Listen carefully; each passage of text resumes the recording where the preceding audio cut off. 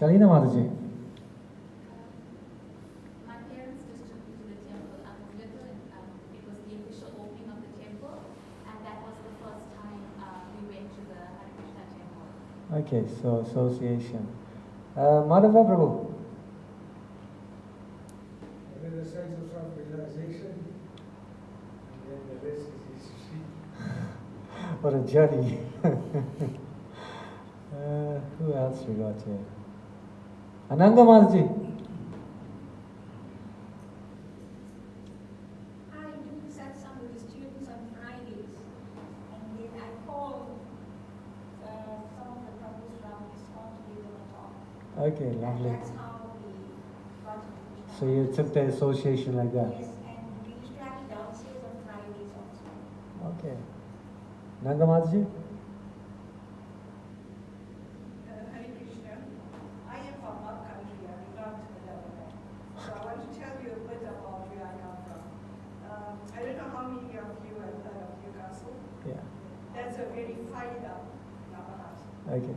Right. The leader of Newcastle Navahat was Ravindra Swarup.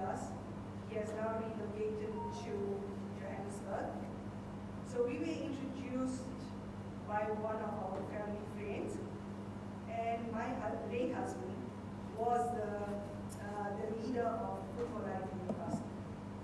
Okay. So now that we are in Durban, thanks to Parmata, he met me at the post office and we got down to talking, and eventually this year I started coming. Very nice. Very nice. Ananga Mataji, back to you.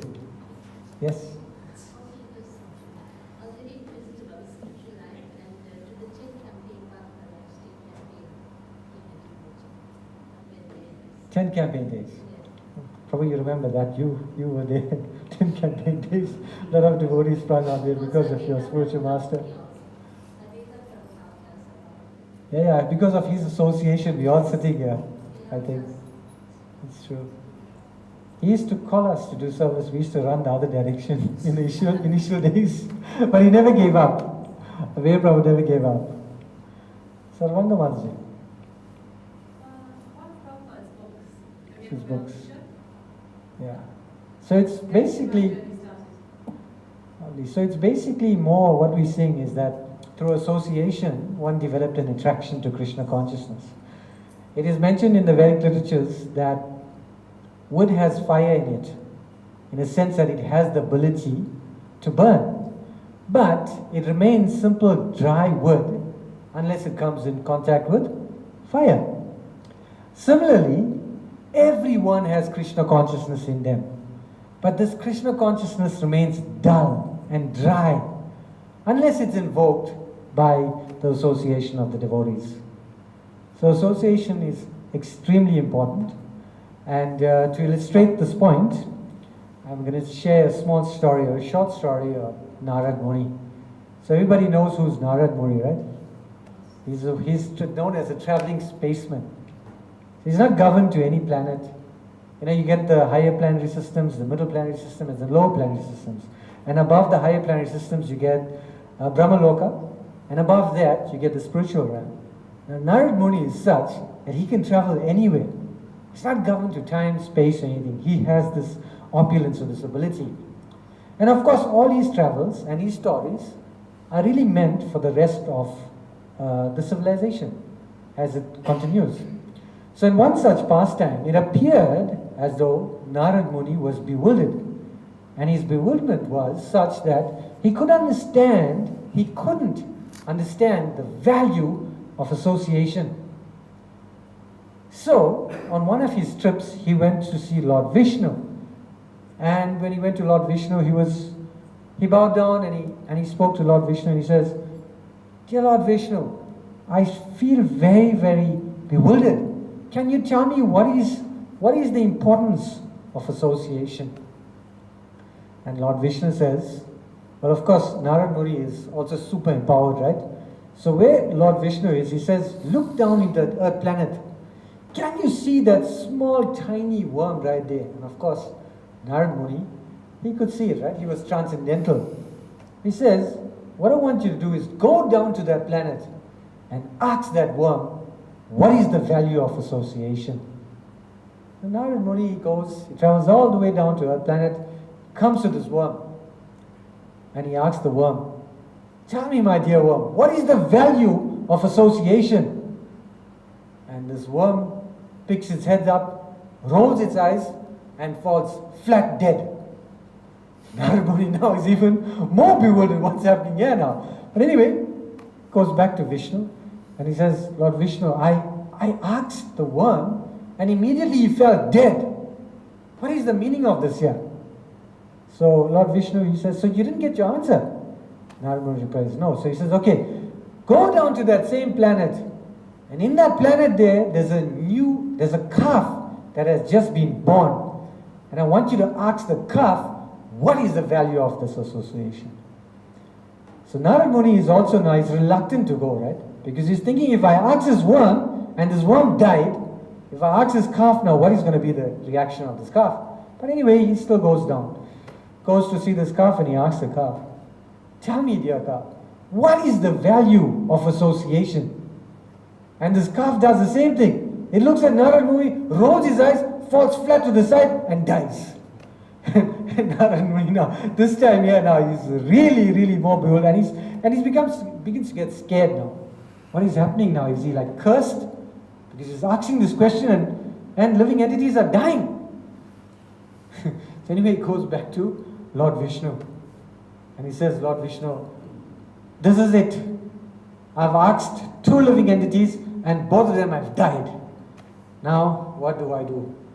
So Lord Vishnu says, in that same planet, there's a kingdom there, and there's a child that has been born. And then Narad says, no. I know what you're going to say now. You're going to tell me to go there and ask that question there. I'm not going. Lord Vishnu says, calm down, Narad. Go there and ask that child, what is the value of association? Narad Muni is so reluctant, he doesn't want to go. He says, I've already committed so much of parag. This calf has died because of me. Now this child might die. Lord Vishnu convinces him. So he goes down to the planet, goes very, very reluctantly, he goes to the child, and it's almost like he doesn't want to go. Of course he doesn't want to go. He goes to the child, and very, very reluctantly again he says to me, tell me, child, what is the value of association? Guess what happened? Anybody? Anybody knows? Okay, before I go to that day, if you went and you had to ask the calf, and the calf died, and the worm died, would you go to the child? Why? Why wouldn't you go? Lord Vishnu is Krishna, he's telling you to go. Why wouldn't you go? Of course we'll all be reluctant, right? We have material senses. So who wants to kill a child? So guess what happened to that child now? Anybody?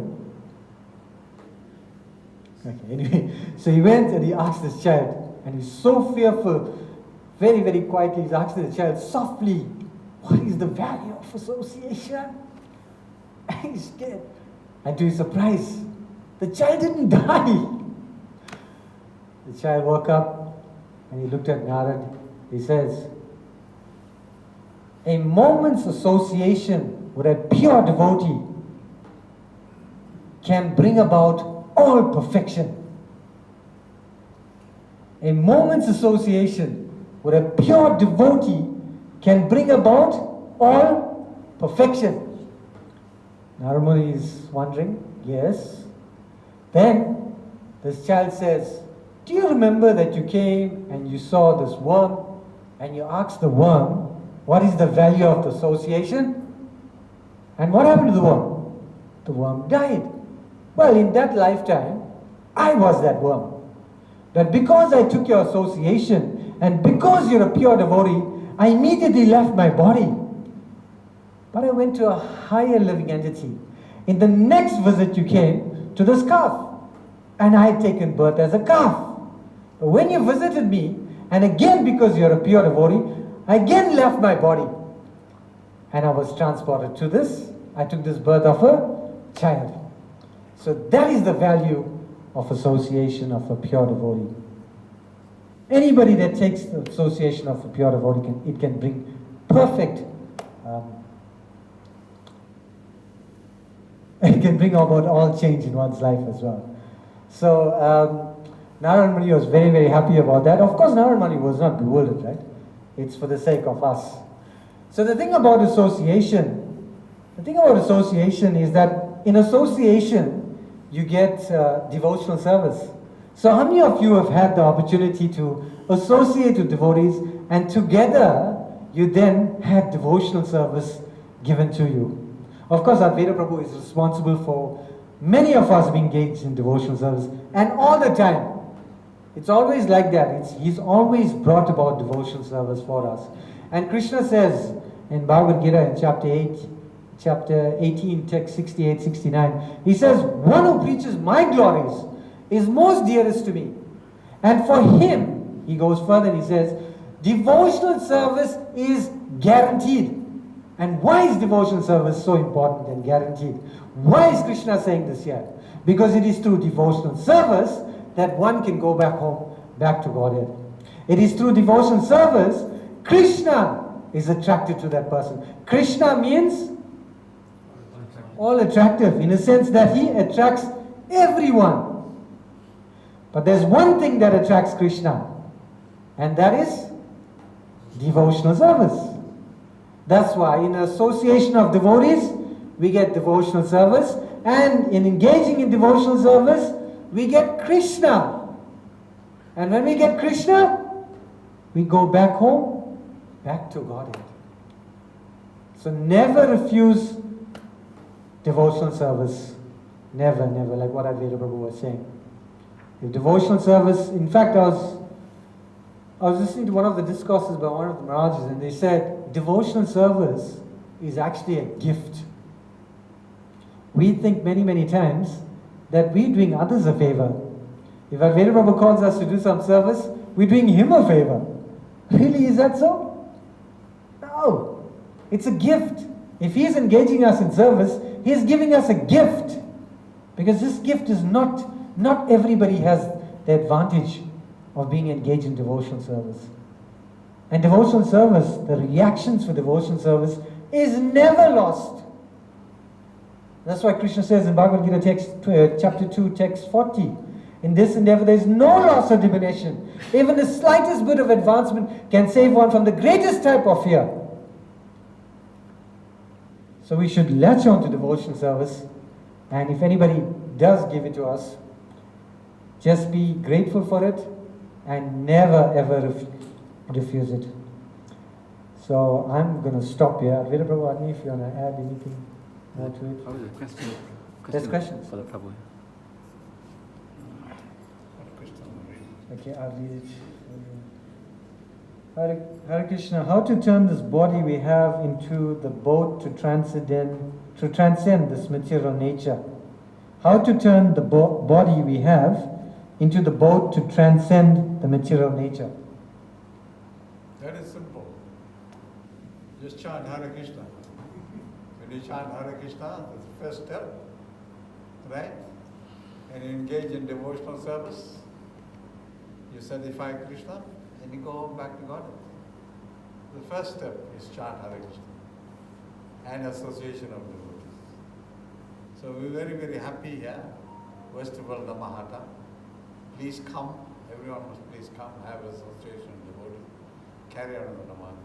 So, as I quoted that verse, chapter 3, text 51, thus by performing devotional service, many, many great sages and devotees freed themselves from the cycle of birth and death and went home happy. So how you transcend your body is performing devotional service.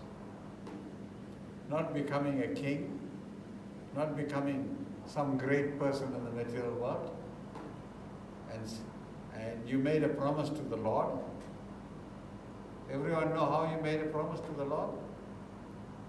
When you took the birth of a human being, by the causeless mercy of the Lord, when you are in the womb of the human being, the mother, and when the child is in the womb of the mother, right?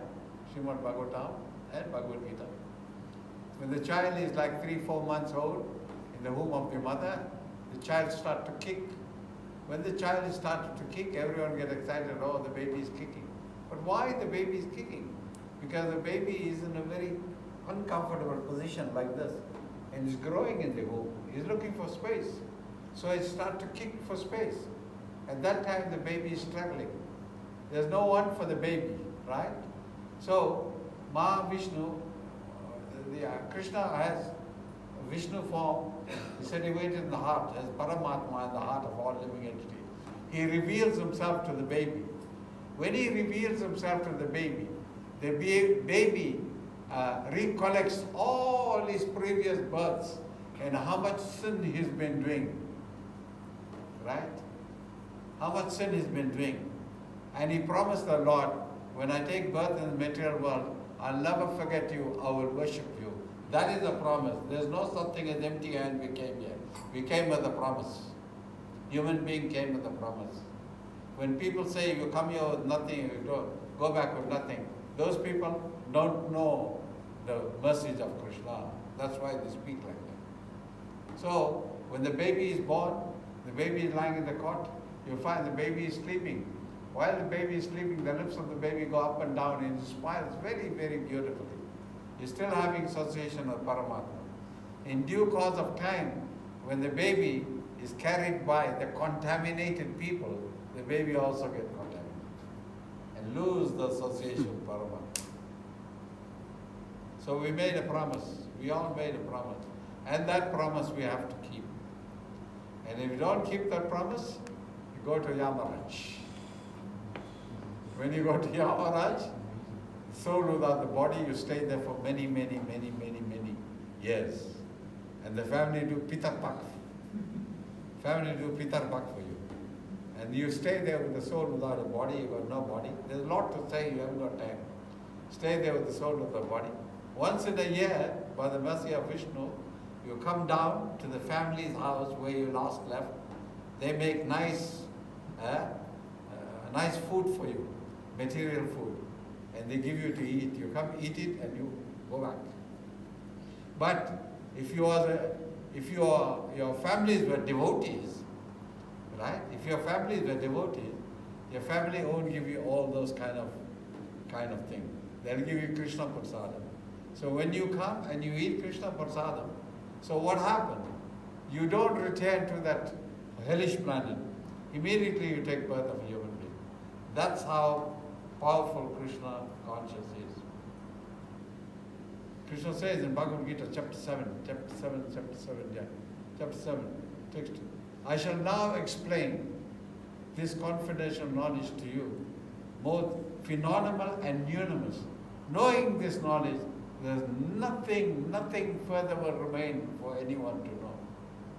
How nicely he speaks and says to the people, nothing further will remain for you to know, because I am imparting this transcendental knowledge to you. But people don't want to take it. See? Like this. So thank you very much, dear devotees. Hare Krishna. Please accept our humble obeisance, cause any offense to anyone. Hare Krishna. There's so much to say, but a short time we can't say.